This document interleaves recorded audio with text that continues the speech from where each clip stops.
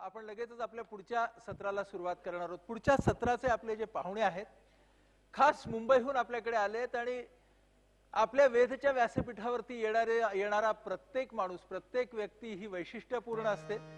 स्वतःचं एक विलक्षण वैशिष्ट्य घेऊन एक व्यक्ती आपल्या समोर येत आहे। त्यांचं नाव आहे कृष्णकांत माने।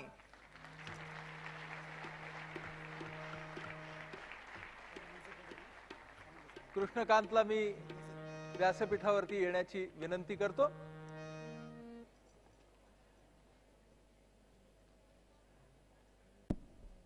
जोरदार टाळ्यांनी आपण कृष्णकांत माने यांचं स्वागत करूया।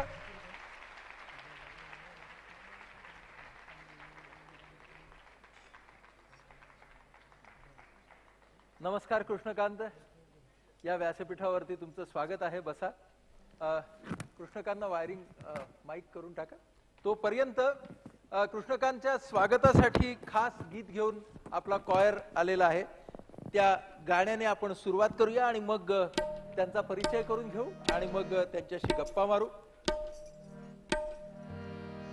झगमगणाऱ्या सुखापलीकडे हे गाणे आपल्या वहीमध्ये हे गाणं आहेच। झगमगणाऱ्या सुखापलीकडे एक नजर तू टाक रे, मनात लपल्या सवंगड्याची ऐकू येऊ दे हाक। 1 2 3 4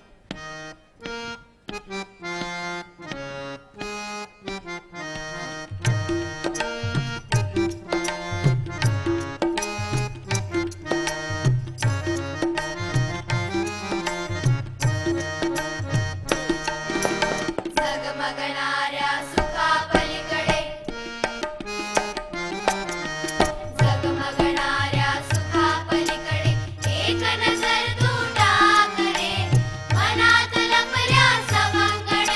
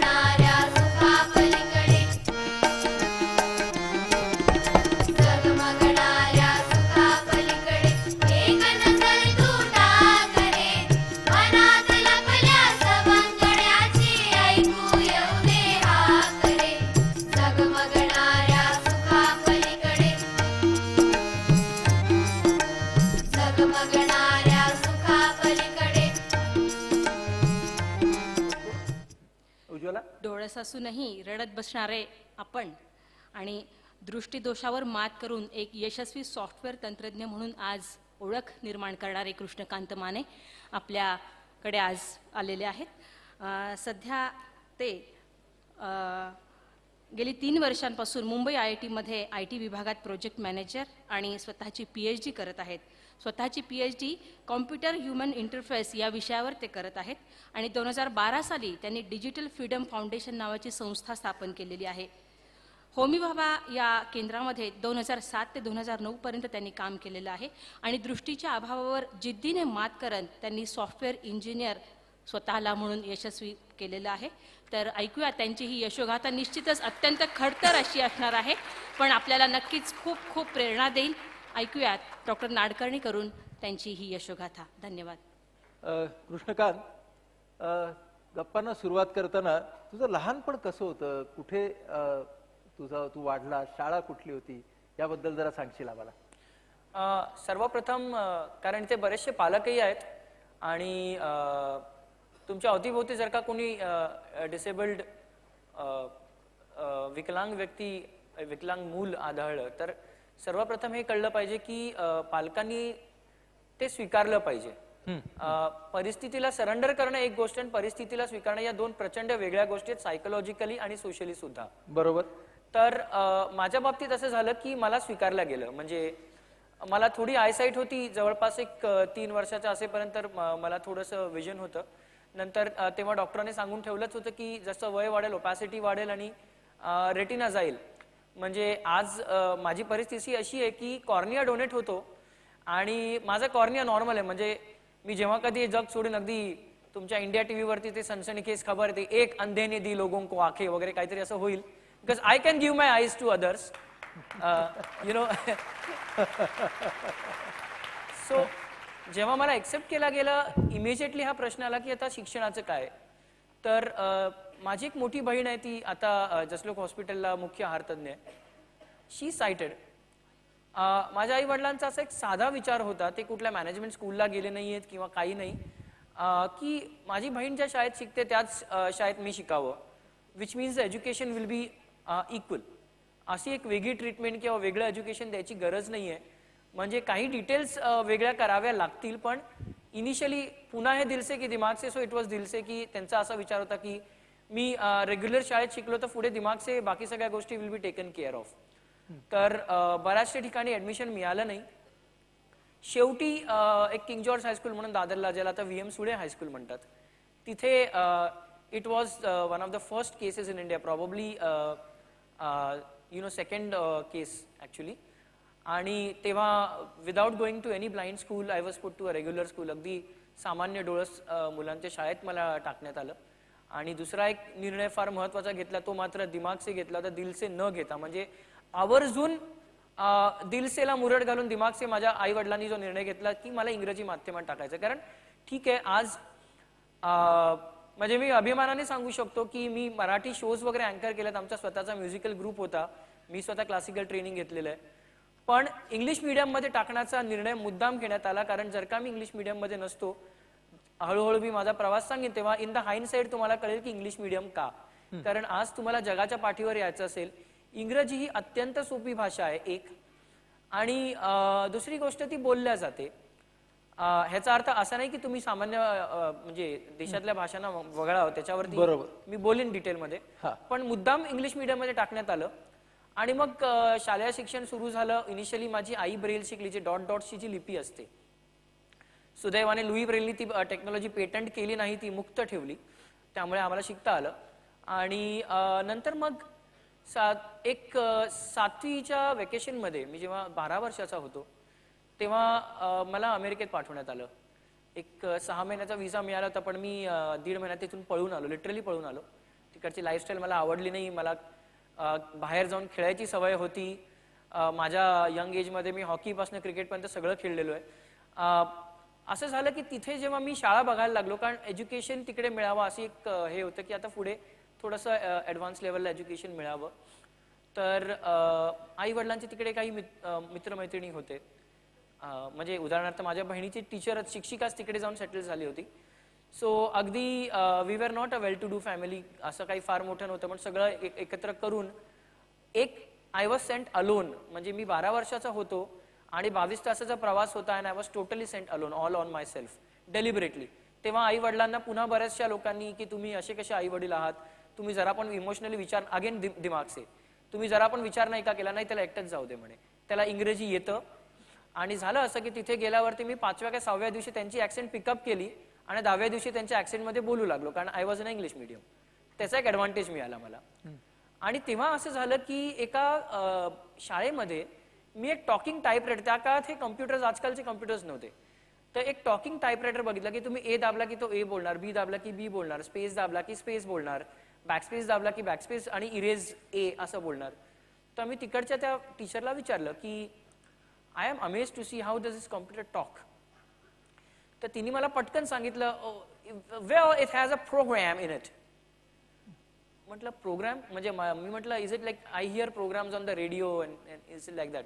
तर ती हसली, म्हणे नाही it's somewhat similar but like there is no human intervention, it starts and it ends. So when you're pressing A, it has been instructed in some way to say A. म्हटलं how do you instruct a computer? तर ती पुन्हा बोलली that is programming language, you have to talk in a specific way to the computer. तेव्हा माझी जिज्ञासा वाढली. मग मी घरी आलो परत, जेव्हा तिथून ऑडिओ टेप्स आणि ब्रेलचे बुक्स घेऊन आलो मी ऐकायला आणि वाचायला की कम्प्युटर काय असतो आणि हे प्रोग्राम काय आहे. 1.5-2 वर्ष ती पुस्तकं वाचली आणि त्या म्हणजे मी जेव्हा 14 वर्षाचा होतो, जेव्हा मी 10वीत 15 वर्षाचा होतो, त्याच वेळेला मी डिसिजन घेतली होती की मला या क्षेत्रात जायचं. याचं कारण असं आहे की ती पुस्तकं वाचून मला शेवटी एक लक्षात आलं की शेवटी संगणक हा काय आहे. तर आपल्या डोक्यातल्या ज्या युक्त्या असतात, आपल्या डोक्यातल्या ज्या आयडियाज असतात, जे कॉन्सेप्ट असतं, जे रिअल वर्ल्ड असतं, ते तुम्ही एका आर्टिफिशियल ब्रेनवरती उतरवताय. त्या ब्रेनला आपल्यासारखे इंद्रिय नाही आहेत, त्याला डोळे नाही आहेत, त्याला कान नाही आहे. तुम्ही म्हणजे विमानात जसं तुम्हाला डेमॉन्स्ट्रेट केला जातं की सीट बेल्ट ऐसे लगाव वगैरे, तसं आपण तुम्ही त्याच्या कॉम्प्युटर स्क्रीन समोर उभं राहून त्याला तुम्ही दाखवू नाही शकत. त्याच्या मेंदूशी आपल्याला थेट संवाद साधावा लागतो in a very specific language.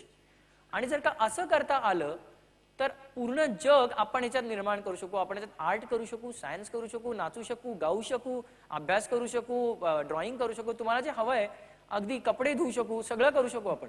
हे मला त्यावेळेला माझ्या मनात ही गोष्ट येऊन गेली की पुढे मागे हेच होणार आहे, कारण हे जे यंत्र आहे हे एक प्रकारचं डोकं आहे. It's like a brain. म्हणजे मगाशी आपलं मागच्या स्पीकरने जेव्हा लेफ्ट लोब आणि राईट लोब बद्दल बोलले, and you know you often get this funny quote that in your brain there are 2 lobes, the left lobe and the right, and in the left nothing is right and in the right nothing is left. आणि हे ministers नावाच्या morons बद्दल तर नक्कीच खरं आहे. तर हा एक थर्ड ब्रेन, म्हणजे मला असं वाटायला लागलं की हा आपला तिसरा मेंदू होऊ शकेल असं मी तेव्हा 15 वर्षाचं होतो तेव्हा वाटलं. आणि आज तुम्ही बघा की आपण पैसे काढतो, तिथपासून आपले ऑपरेशन्स होतात, सोनोग्राफीज होतात, अगदी जन्म मरणाचा दाखला होतो, आपली कामं होतात, पत्र, आजकाल कोणी लव्ह लेटर नाही, लव्ह ईमेल्स पाठवतात.